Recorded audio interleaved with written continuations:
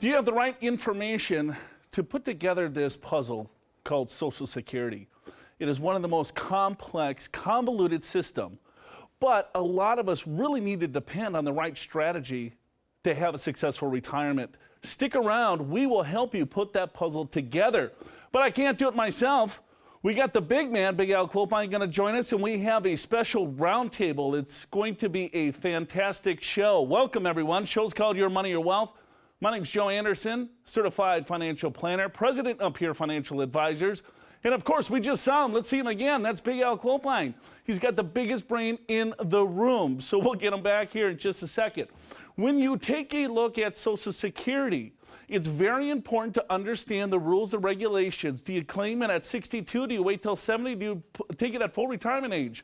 Are you married? Are you divorced? Are you a widow or widower? There's a lot of different rules when it comes to Social Security, so you want to get this right. That is today's financial focus.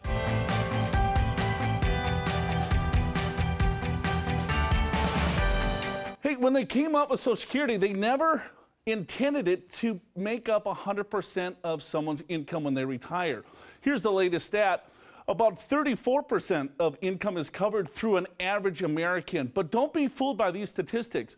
If you take a look at just the average working couple, married or single people, it is a significant component. Almost 90% of their income is relied upon Social Security. For a married couple, 21% of married couples, 90% of their income needs to come from Social Security. It is an extremely important decision, and there's many rules, so you want to get it right. So let's bring in Big Al Clopine to help us out.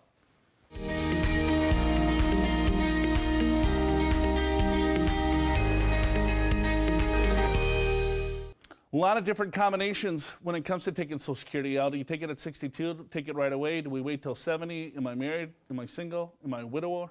Widow? What? You know, it seems like it should be simpler than it really is, but it's very complicated, and there's a lot to know, and that's why we're going to spend a bit of this time on the show about, first of all, some of the basics. I mean, we're going to get into, first of all, who is eligible, and when should you collect those benefits? As Joe just said, you can collect them as early as age 62 and as late as age 70, or any year, or actually any month thereafter. The sooner you take it, the less benefit that you'll get for life. We're going to have a Social Security quiz coming up here next segment to test your knowledge, and we've got some of our own experts here, so stay tuned for that.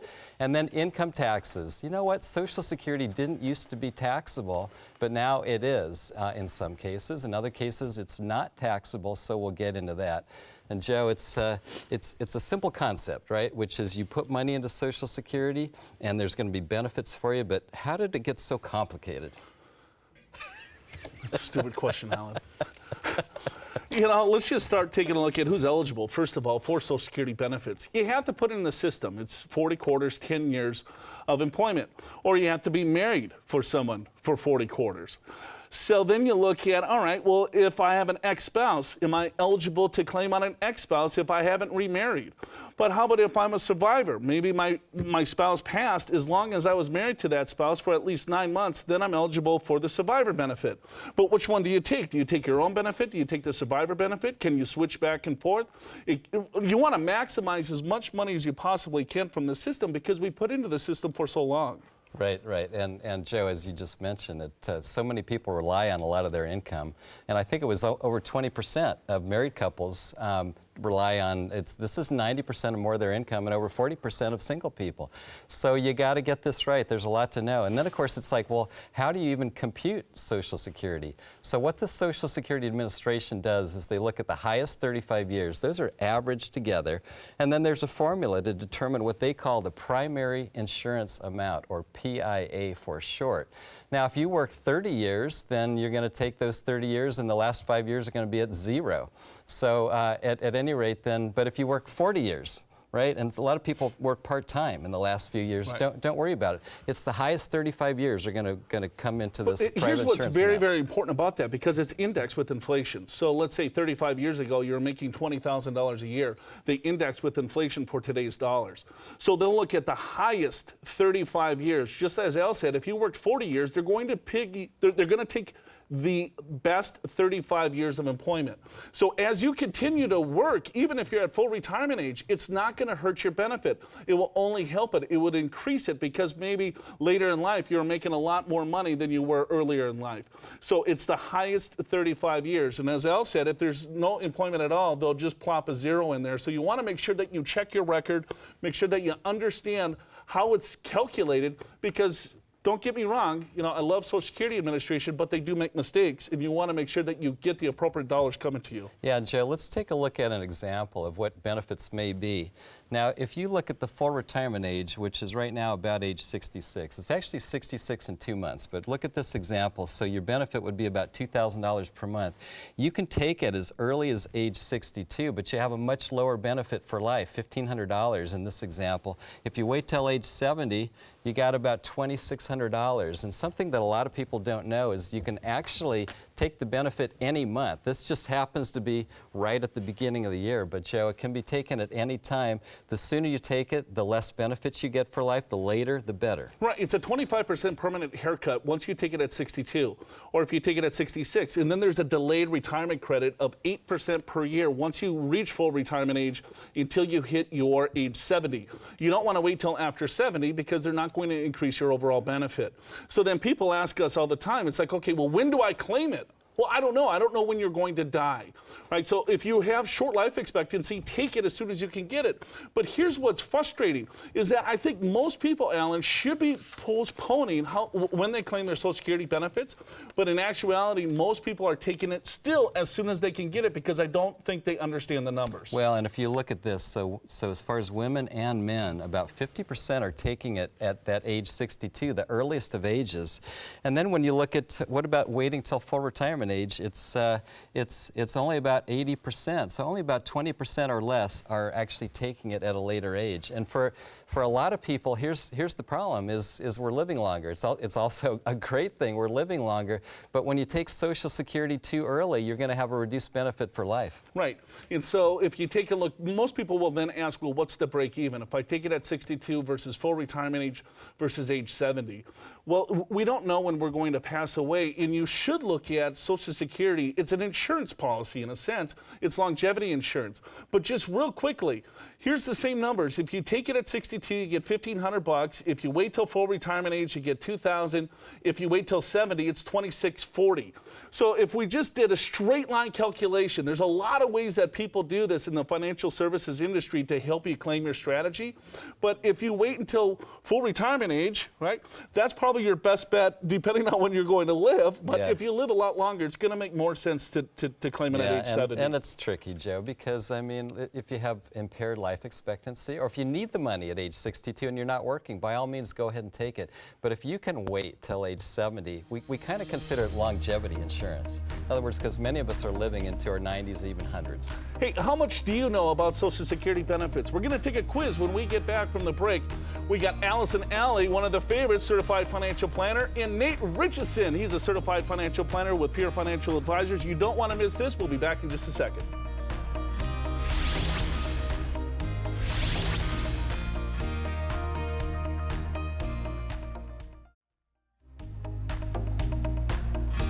Hey, welcome back to the show. The show's called Your Money, Your Wealth. Joe Anderson and Big Al hanging out talking Social Security today. Let's go to the true fault. If I divorce my spouse after being married for 9 years and 11 months, I will not be entitled to any of their Social Security benefits. Joe, what say you? That's true. 10 years. Just hold on. Hold on another month, right? I know you don't want to, but just... Yeah, you have to. Yeah, you have to. I don't care how miserable you are. Wait a month. It has to be 10 years. 40 quarters, 10 years to be married to claim an ex-spouse's benefits. So, hey, speaking of Social Security, that's what today's show is all about. And it's one of the most important decisions that you will have to make, in my opinion, to have a successful retirement. A lot of you leave hundreds of thousands of dollars on the table unnecessarily. So let's check out your knowledge on Social Security with our Social Security quiz.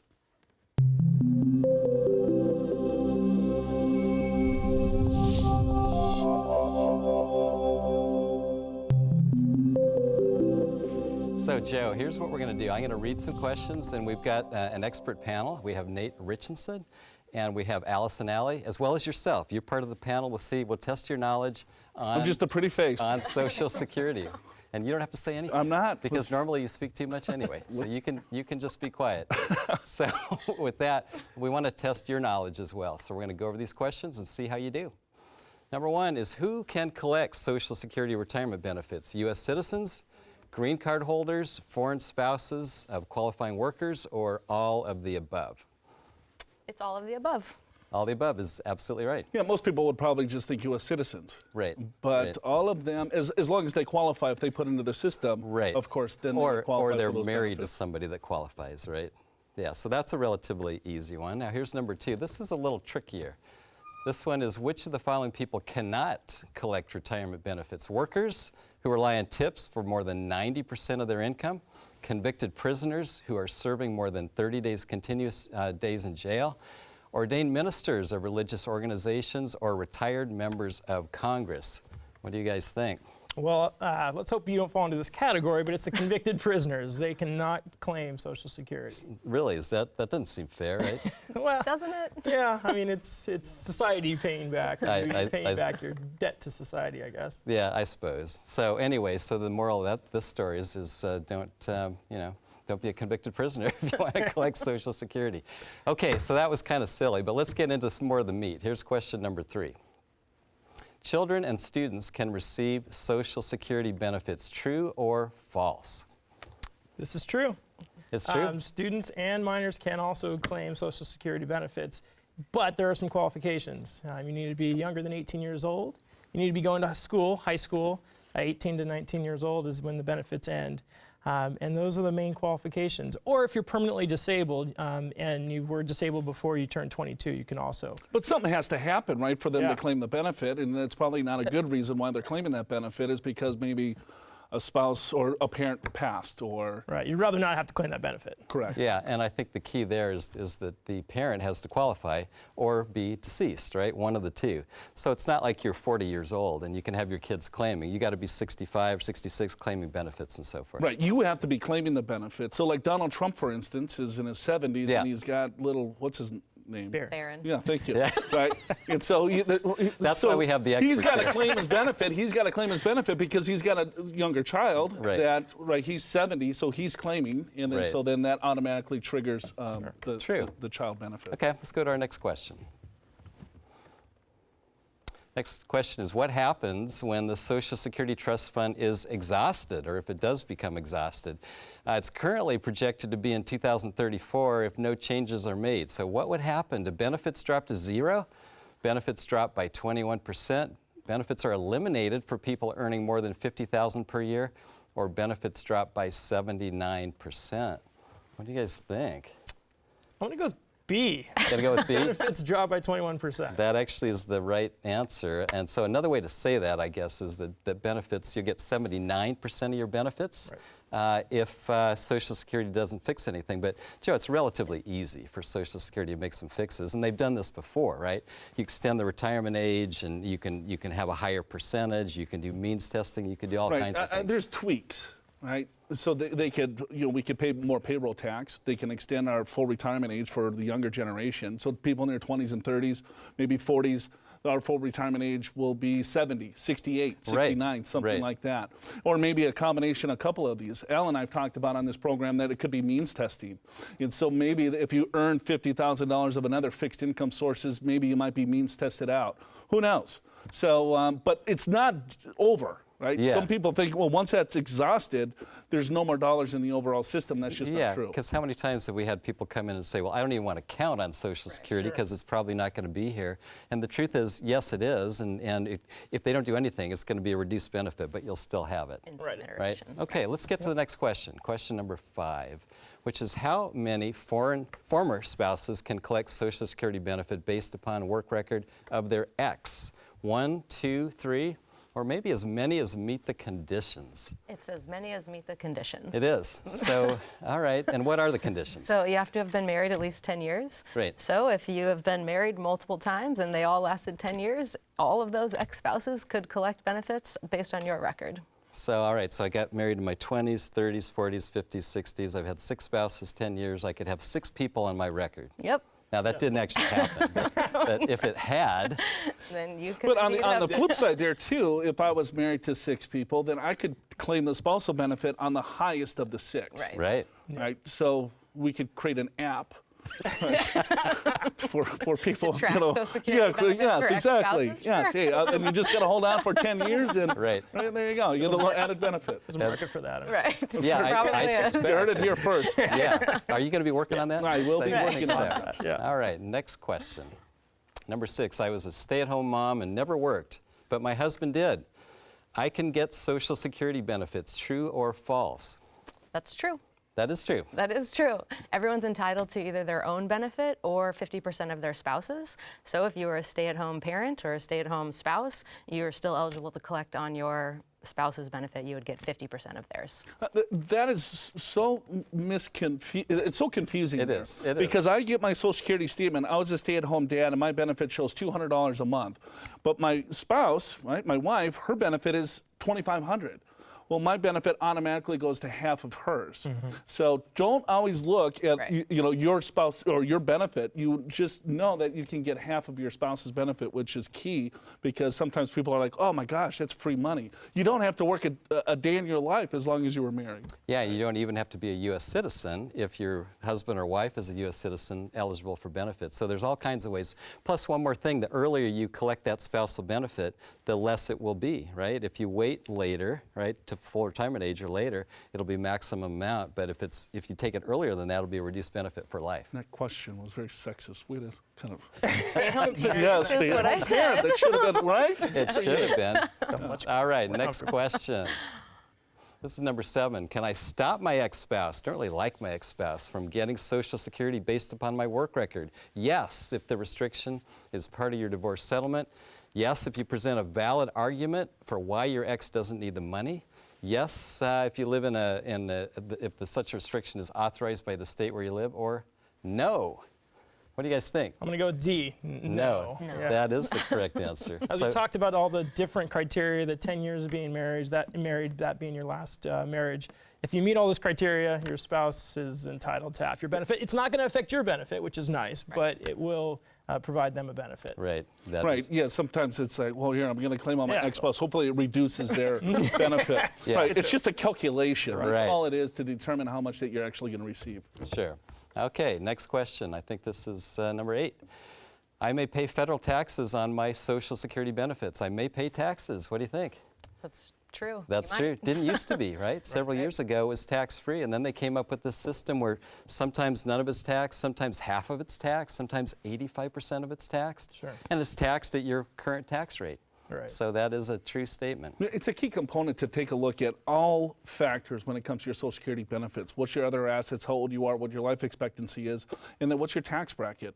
Because at least 85% of it, right, is going to be subject to tax, but you get a 15% tax-free. Right. And then the state of California where we live, there's no state income tax on that benefits. We're going to get specific. rules. So here you go. 0% of Social Security is taxed if you're single, and your provisional income is $25,000 or below, married $32,000 and below. And as you can see, at certain income levels, your income, 50% of Social Security is taxed, and then 85% is taxed. And provisional income, that's a whole nother topic, Joe. That's half of Social Security as well as your other income. You take that together, add it up, and see where you fall on that table. With the exception of Roth IRA distributions. True.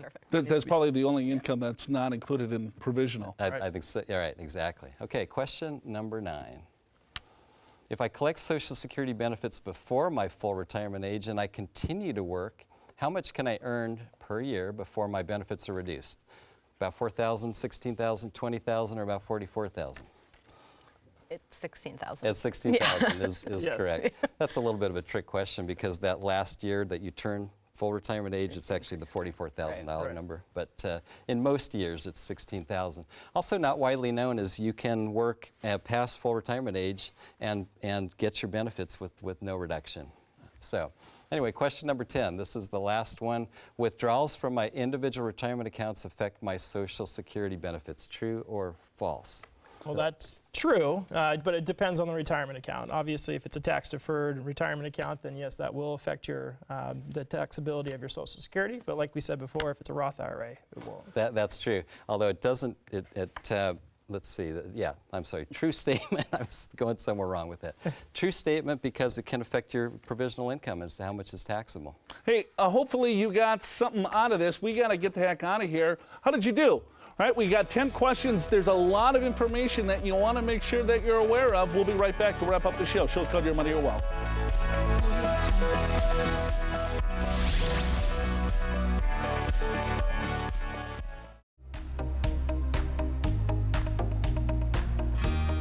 Hey, welcome back to the show. Joe Anderson, Big Al, and Nate Richardson. He's a certified financial planner in Allison Alley. Want to thank those two for joining us on the roundtable. We're going to flip the show back to you and answer some email questions, but I guess we have to have one more true-false question.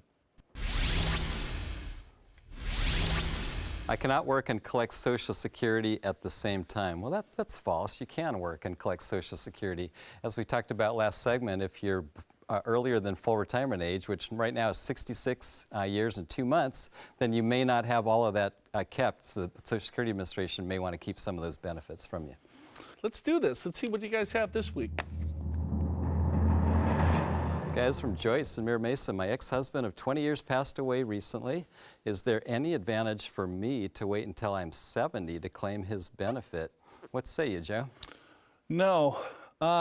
Here's the strategy that you might want to take a look at. And it depends on how old you are, depends on when your husband passed. There's a survivor benefit that you can collect, but that's at the full retirement age. So you could claim that survivor benefit. So you take that benefit and then you let yours continue to accrue. So your own retirement could continue to accrue by those 8% delayed retirement credits. And then when you turn 70, you turn yours on. So it gets a little bit complex when it comes to survivor benefits. So I would highly suggest that you talk with a Social Security Administration person or a highly qualified advisor that can walk you through that process. Let's go to the next one. From Tony in Oceanside, my son worked for our family business for 15 years on a cash basis. What happens when he retires since he hasn't paid any money into Social Security? Is there anything he can do now to improve his situation?